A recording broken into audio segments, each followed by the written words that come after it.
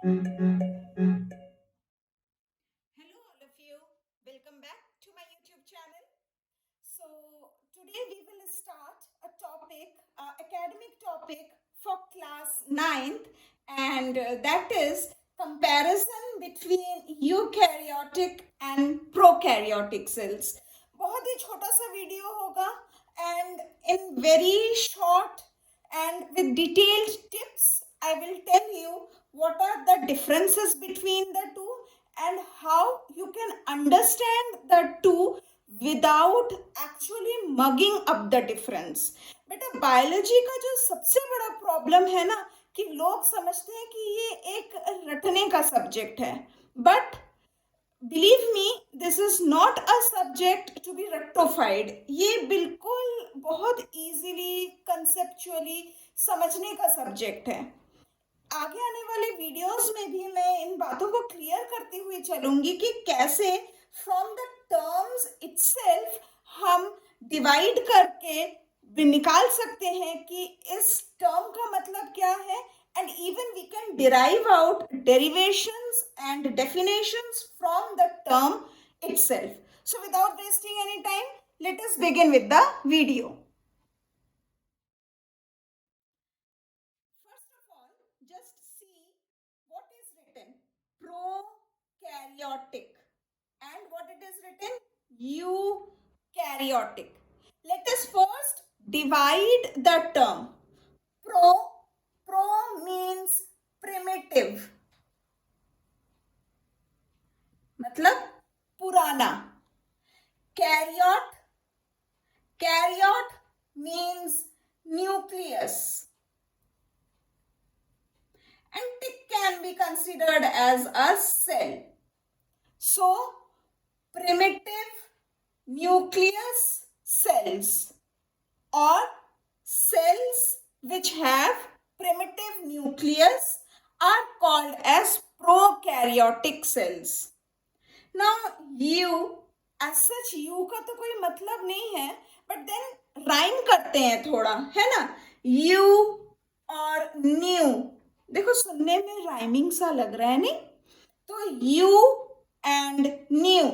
Karyot means again nucleus, and tick means maybe we can consider as cells. So cells which have new type of nucleus, or we can say which have modern type of nucleus, are called as eukaryotic cells. तो सबसे पहले हमने definition समझ लिया, and we have not written the definition anywhere. We have not read the definition from anywhere. What we have done? We have just broken the terms. We have just divided the term and we have derived with the definition of it. Pro मतलब primitive, karyote मतलब nucleus, और टिक मतलब cell consider कर सकते हैं. देखो ये कैरियोट जो है ये मेरा बनाया हुआ मीनिंग नहीं है. This is a biological meaning that karyote means nucleus. ठीक है ना. वैसे ही न्यू को हम न्यू एक जैसा सुनने में आ रहा है, maybe modern also, and karyote and cells. तो नए तरीके के जो सेल्स होंगे that is with modern type of nucleus are called as eukaryotic cells. Definition आ गया. अब आगे बढ़ते हैं. Let us now see few characters which are there in prokaryotic cells. तो सबसे पहले प्रोकैरियोटिक सेल में क्या होगा कि भाई इसका न्यूक्लियस जो है वो प्रिमिटिव होगा, मतलब बहुत ही बेसिक फॉर्म ऑफ न्यूक्लियस हमें देखने को मिलेगा. सेकेंड, इसका जो न्यूक्लियर मेम्ब्रेन होगा, मतलब अगर हम बात करें if suppose this is the nucleus, right. अगर ये न्यूक्लियस है तो न्यूक्लियस के ऊपर एक कवरिंग होती है. Covering over the nucleus is called as nuclear membrane. अगर इसको भी टर्म को समझे ना तो देखो आसानी से समझ में आता है. मेम्ब्रेन मतलब क्या? मेम्ब्रेन मतलब कोई लेयर या कवरिंग. न्यूक्लियर मेम्ब्रेन मतलब न्यूक्लियस. तो न्यूक्लियस की कवरिंग हो गई न्यूक्लियर मेम्ब्रेन. बहुत आसान है बायोलॉजी, है ना? ऐसे टर्म्स को डिवाइड करते करते चलेंगे और बिल्कुल आसानी से हमें समझ में आता जाएगा। सेल ऑर्गेनेल्स, देखो भाई, एक अगर हम बात करें, सेल है ये, सेल के अंदर और भी छोटी छोटी चीजें पाई जाती हैं which help the cell to survive. These are known as cell organelles.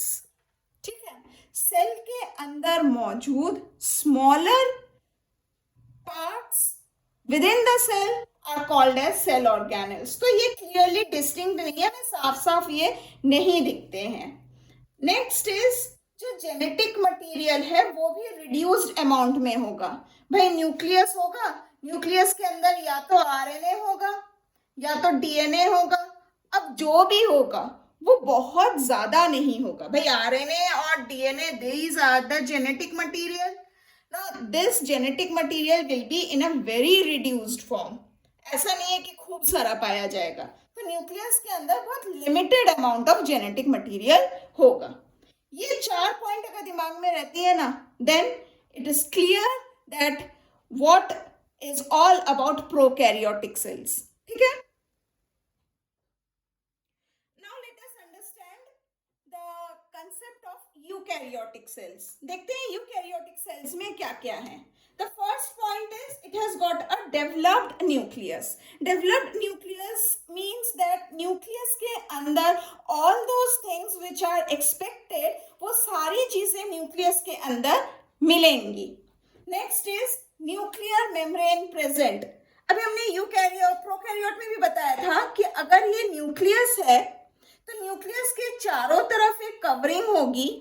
This covering is called as nuclear membrane. तो ये न्यूक्लियर मेम्ब्रेन जो होगा, this will be clearly visible, it will be present in eukaryotic cells. Next is cell organelles are clearly visible.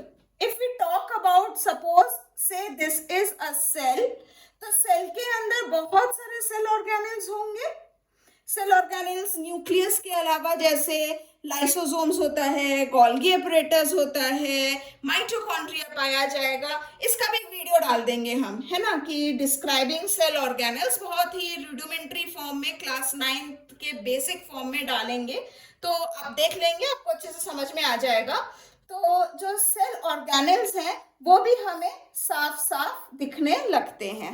ठीक, last is genetic material is found in adequate amount. भाई nucleus होगा, nucleus में या तो DNA पाया जाएगा या फिर आरएनए पाया जाएगा ना, whatever the genetic material is, irrespective of DNA और आरएनए। प्रोकैरियोट्स में बहुत लिमिटेड अमाउंट में था, पर यूकैरियोट्स में इतना जेनेटिक मटेरियल होता है कि it can be easily transmitted to the next generation. कि एक जनरेशन से जब दूसरा जनरेशन बनेगा तो उस बनने के प्रोसेस में जो जेनेटिक मटेरियल इनहेरिट होते हैं, it can easily be transferred so that characters can easily move on from generation to generation. So these were all the characters of eukaryotic cells. So this was all about a comparative study on prokaryotic cells and eukaryotic cells. Hopefully आपको दोनों के बीच के differences समझ में आए। एक काम कर सकते हैं आप लोग, बीच बीच में वीडियो को पॉज लगा के आप लोग इन कैरेक्टर्स को लिख सकते हैं एक जगह, ठीक है ना। और अगर आपको ऐसा लग रहा है कि मेरी वीडियोस हेल्पफुल है, आपको कंसेप्ट क्लियरेंस में मदद कर रही हैं, then always give a thumbs up. अगर आपको लगता है कि मेरी इन वीडियोस से आपके फ्रेंड्स को भी फायदा होगा, then do share my videos. आपने अगर अभी तक मेरे चैनल को सब्सक्राइब कर दिया है, थैंक्स अ लॉट। अगर नहीं किया, then do subscribe my channel, because I will be coming up with more videos as such which will make your studying biology more of fun and more of a interesting. So stay safe, stay happy, and as I say, sharing is caring. We are sharing knowledge here. तो हम knowledge जितनी बांटेंगे हमारी knowledge उतनी ही बढ़ेगी. So keep sharing my videos and subscribing my channel. Thank you. Bye bye.